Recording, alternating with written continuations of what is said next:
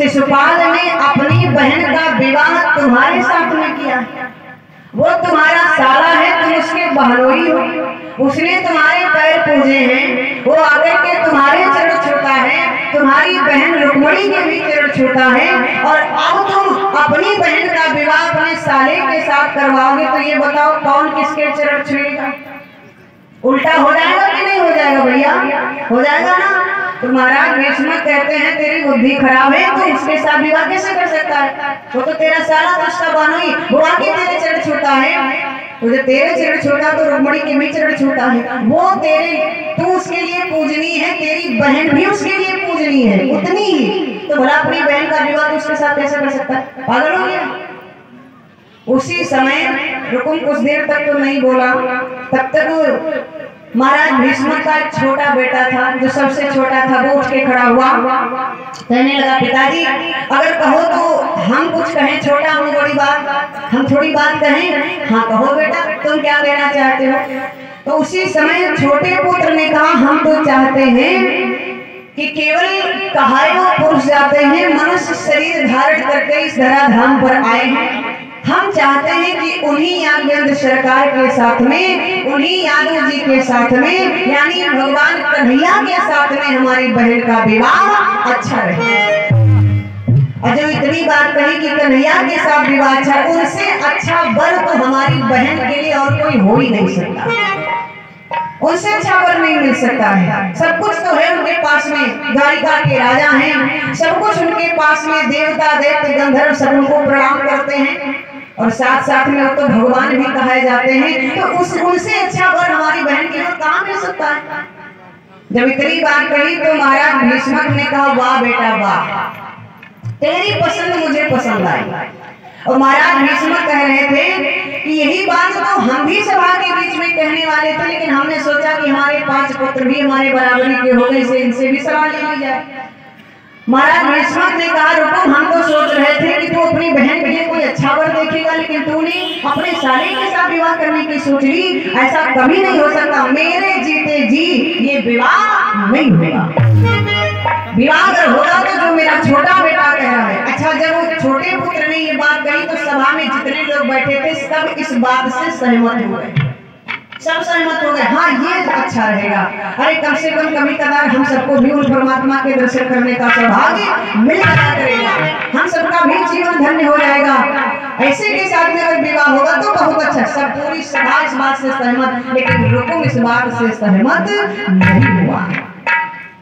महाराज भीष्म ने कहा हम भी यही कहना चाहते थे कि हमारी बिटिया का विवाह द्वारिकाधीश कन्हैया के साथ में हो जाए। और ये बात आज नहीं, अब महाराज भीष्म कह रहे हैं ये बात आज ही नहीं, जब हमारी बिटिया का जन्म हुआ था, जब हमने अपनी बिटिया का नामकरण करवाया था, उस समय पर नारद बाबा स्वयं आकर के हमको बता गए थे कि तुम्हारी बेटी का विवाह द्वारिकाधीश कन्हैया के साथ होगा। तो हम तो पहले से जानते हमारी बेटी के लिए वर तो तय है ही, लेकिन हम ये बहुत सोच रहे थे कि जरा तुम लोगों की भी बुद्धि का माप लें कि कितनी बुद्धि है तुम्हारे पास। और जो इतनी बात कही, महाराज भीष्म कहते हमारी बिटिया का विवाह द्वारिकाधीश कन्हैया के साथ ही होगा।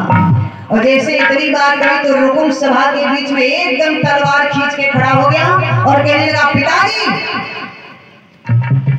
मेरी बहन का विवाह उस ग्वाली के साथ नहीं हो सकता, उस चरवाहे के साथ नहीं हो सकता जिसने केवल वन में गैया चराई हैं, उसके साथ विवाह करोगे? नहीं, मेरे जीते जी विवाह नहीं होगा। और एकदम से कहने लगा तुम क्या जानते हो उसके विषय में, हमसे पूछो, हम जानते हैं उसके विषय में, वो क्या है? तो महाराज भीष्म ने कहा अच्छा क्या है तुम्हें बताओ हमको, क्या उसमें कमी क्या है? रुकुम ने कहा उसमें अच्छाई ही कौन है, सारी कमियां भरी पड़ी है। तो भीष्म ने कहा एक कमी तुम बताओ, हम एक कमी बताओ। दुनिया जिसको अच्छा बोल रही तो उसको उसमें कमियां निकाल रहा है, अच्छा बता क्या कमी है? तो उसी समय रुकुम कहता सुनो हमारी बात को, उसकी कमियां गिनवाए। सुनो महाराज, वो ग्वाला, वो कन्हैया, वो चरवाहा, उसने क्या किया? अरे जन बन बन गाय चराए,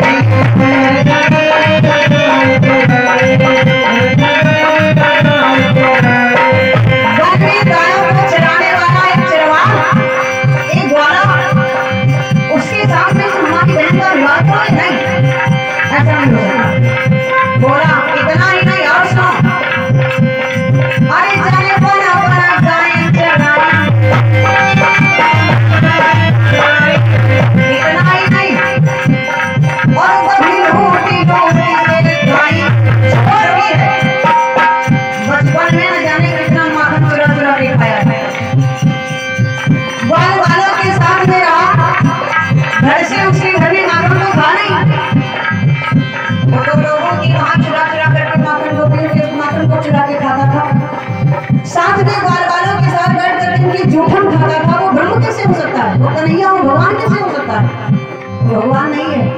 साधारण ग्वाला है, चरवाहा है, चोर है, और इतना ही नहीं और सब।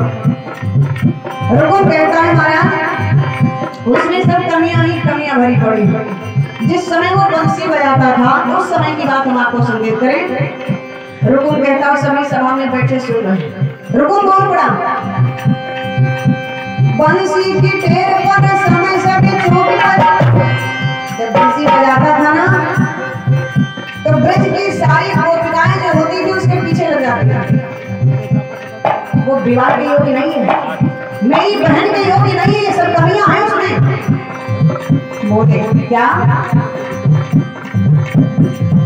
हाँ बंसी की टेर पर समय सभी चूक गए। ब्रज की गोपियां भाव लेख लेती।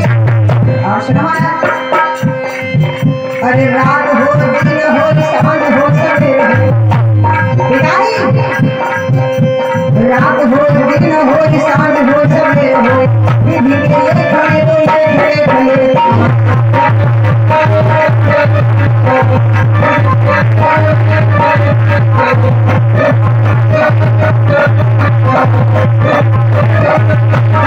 चाहे रात हो चाहे दिन हो चाहे सांझ हो चाहे सवेरा हो, अगर एक बार वो बंसी बजा देता था तो उसके पीछे सारी गोपिकाएं लग जाती थी। इतना बड़ा वो छलिया है। उसी समय महाराज भीष्म ने कहा उनके घर वाले नहीं होते थे क्या, देखो उनके पीछे लग जाती थी। तो रुकन कहता है चलो घर वाले तो होते थे, घर भी होता था, लेकिन कैसे जाती थी? पति से बच के सास से छूट के, पति भी नहीं जान पाता उनको बिताऊंगा, सास भी नहीं जान पाती थी कितने समय घर से निकले। पति से बच के सास से छूट के, नंद को छोड़ के नैन से गले। और सुना पिताजी, जन कौन सो मदिरा बजाए और मीरा। पिताजी जन कौन सो मजीरा बजाए मन मीरा, नमूदी के घन श्याम।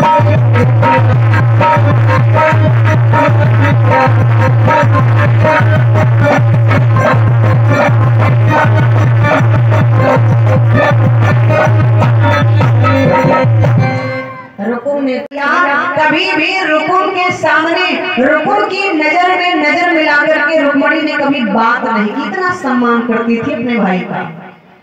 आज जब जिस समय रुकुम रुक्मणी के कमरे में गया और कहता रुक्मणी हाथ जोड़ के खड़ी हो गई, नीचे नजरें झुकाई खड़ी है। भैया क्या बात है, आप हमारे पास आए हो? अरे आपने मुझे बुला लिया होता मैं चली आती, क्या हुआ? उसी समय रुकुम कहता है बहन मैं तुमसे कुछ कहने आया हूँ। कहो भैया क्या कहना चाहते हो? मैं कहना ये चाहता हूँ कि मैंने तुम्हारा विवाह तय कर दिया है। तो रुक्मणी कहती है विवाह तो एक दिन होना ही होना है भैया। नहीं मैं तुम्हें बताना चाहता हूँ कि मैं तुम्हारा विवाह किसके साथ करना चाहता हूँ। तो रुक्मणी बचपन से ये सुनती आ रही थी। कभी कभी महाराज भीष्म और महाराज भीष्म की पत्नी दोनों लोग आपस में बात करने लग जाते थे कि अहो भाभी, जो हमारी बिटिया रुक्मणी का विवाह द्वारकाधीश कन्हैया के साथ होगा जो नारद बाबा हमको बताए हैं। ये चर्चा जब करते थे कभी कभी तो रुक्मणी अपने कानों से सुन लेती थी। इसलिए जब रुक्मणी जानने वाली जब से हुई तब से भगवान कन्हैया को ही अपने मन का देवता मान लिया। रुक्मणी अपने मन में ठान लिया कि मैं अगर विवाह मेरा होगा तो उन्हीं द्वारकाधीश कन्हैया के साथ होगा। इसलिए उन्हें अपने मन का देवता मान लिया। दिन रात उनके ही चरणों में अपना मन लगाए रहती है। तो ये रुक्मणी ये सोच रही है कि हमारे भैया भी यही बात हमसे कहने आए होंगे। तो रुक्मणी कहती है बताओ भैया। रुकुम कहता है बहन हमने तुम्हारा विवाह अपने साले शिशुपाल के साथ में तय किया है। तुम्हारा विवाह हमारे साले शिशुपाल के साथ हुआ और जो शिशुपाल का नाम सुना तब तो रुक्मणी अपनी पलकें उठाई, अपने भाई से नजर में नजर मिला करके बात की। आज तक कभी रुक्मणी जवाब नहीं देती थी रुकुम को, लेकिन जब ऐसी बात कही तो रुक्मणी कहती भैया बस एक बात बताओ हमको। तो बोले पूछो। कहा आपने मेरा विवाह शिशुपाल के साथ में तय किया है। हाँ लेकिन शिशुपाल ने तो अपनी बहन का विवाह तुम्हारे साथ में किया है। हाँ तो क्या हुआ? तो महाराज उसने आपके पाँव पूजे हैं, वो आप उसके पूजनीय हो, आपके चरण छूता है, आकर के मेरे भी चरण छूता है, तो भला मेरा विवाह उसके साथ कैसे हो सकता है बताओ? मैं तो उसकी पूजनीय हूँ, तो फिर मेरे साथ विवाह ये तो उल्टा हो जाएगा। और जैसे कहा उल्टा हो जाएगा, रुकुम कहता है मैं उल्टा सीधा कुछ नहीं जानता, मैं विवाह करूंगा तो तुम्हारा शिशुपाल के ही साथ करूंगा। उसी क्षण रुक्मणी कहती भैया आज तक मैंने तुम्हें कोई जवाब नहीं दिया, हमेशा अपना मुंह बंद रखा, क्योंकि तुम मेरे बड़े भाई हो, मैं तुम्हारा बड़ा सम्मान करती हूँ। आज तक कभी तुम्हारी नजरों में नजर मिला करके मैंने आपसे बात नहीं की, पर भैया आज मुझे कहना पड़ रहा है कि तुम जिनके साथ में मेरा विवाह करना चाहते हो, मैं उनके साथ विवाह नहीं कर सकती। तो फिर तुम किसके साथ विवाह करोगी? कहा बचपन से मैं सुनती आ रही हूँ कि हमारा विवाह द्वारकाधीश कन्हैया के साथ में होगा, जो बचपन में ही नारद बाबा ये बात बता गए हैं। इसलिए मैंने उन्हें, जब से मैं जानने वाली हुई हूँ तब से मैंने उन्हें अपने मन का देवता मान लिया है। उनके ही चरणों में हमारा तन मन सब कुछ समर्पित है। मैं उन्हें छोड़ करके किसी और के साथ विवाह नहीं कर सकती। उसके पीछे चाहे हमारे प्राण क्यों न चले जाएं, मैं अपने प्राण देने के लिए तैयार हूँ, लेकिन तुम्हारे साले शिशुपाल के साथ विवाह करने के लिए तैयार नहीं हूँ। जब ये बात कही तो रुकुम ने कहा अगर तुम हमारी बात नहीं मानोगी, तुम्हारा विवाह मेरे साले शिशुपाल के ही साथ होगा, और मैं आज ही लगन पत्रिका उसके पास भेज रहा हूँ। और इतना कहकर के रुकुम जो था रुक्मणी के कमरे से बाहर निकल गया। अब रुक्मणी फूट फूट कर रोने लगी कि अब क्या होगा, मेरा भाई मेरा विवाह अपने साले शिशुपाल के साथ करना चाहता, मेरा पिता बूढ़ा हो गया, मेरा पिता की अब चल नहीं रही है, इस भाई की चल रही हो, भाई मेरा विवाह साले के साथ करना चाहता है, तो मैं इसके साले शिशुपाल के साथ विवाह नहीं करूंगी। और एकदम उसी क्षण रोते रोते भगवान कन्हैया का ध्यान किया। ध्यान देंगे भगवान कन्हैया का ध्यान किया। और कन्हैया सुनो मेरी बात को, आज मेरा भाई मेरा दुश्मन बना बैठा है, मेरा विवाह अपने साले शिशुपाल के साथ करना चाहता, लेकिन मैं आपके ही साथ विवाह करूंगी। अगर आपके साथ विवाह नहीं हुआ तो मैं अपने प्राण दे दूंगी, लेकिन किसी और के साथ विवाह नहीं करूंगी। रुक्मणी एकदम रो करके बोली क्या? ओ मुरली वाले श्याम तोई तेरी दासी रहे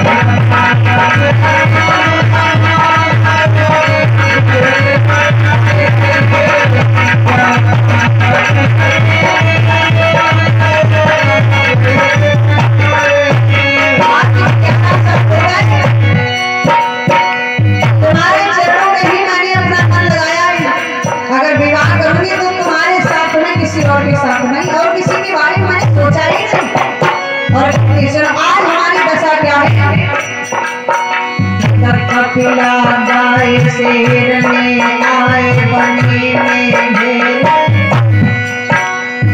कन्हैया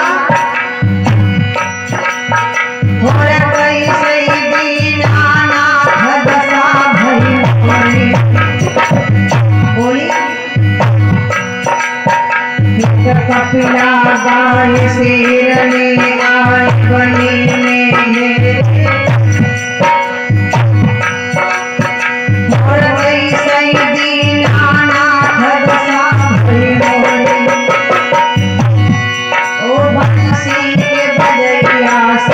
भरोसा